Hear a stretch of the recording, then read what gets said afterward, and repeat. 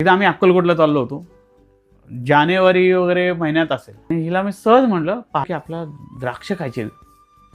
म्हणलं अगं द्राक्ष? ती म्हटली अहो डिसेंबर जानेवारी महिने चालू आहे, द्राक्ष कुठले, सीझन मे महिन्यात असतो, आता कुठे मिळणार तुम्हाला द्राक्ष?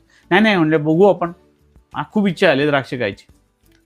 मग ते अक्कलकोटला गेलो आणि तिथं आम्ही 12-1 वाजता काहीतरी दुपारी पोचलो. संध्याकाळची आरती झाली, महाप्रसाद घेतला आणि 10 वाजता मी त्या समोर 2 पायऱ्या आहेत बघा, वटवृक्षाच्या इथं ज्या हॉल आहे त्याच्या खाली तिथं पायऱ्या, ती माझी नेहमीची जागा. ती जाऊन बसायचं आणि वटवृक्षाकडे बघत बसायचं आणि असं म्हणायचं की स्वामी हे वटवृक्ष किती भाग्यवान आहे किंवा इथं स्वामी प्रत्यक्ष बसले होते. मंदिर साफ करून आणि त्या पायऱ्यांवर येऊन बसलो होतो रात्री 1 वाजता. परत म्हटलं आता थोड्या वेळ बसायचं पायऱ्या, कारण दमलो होतो. त्या स्वामींच्या आठवणीत होतो तेवढ्यात एक माणूस, म्हातारा माणूस होता, म्हणजे आपले धनगर कसे असं उंचपुरे हातात काठी घेऊन, तसा तो माणूस होता.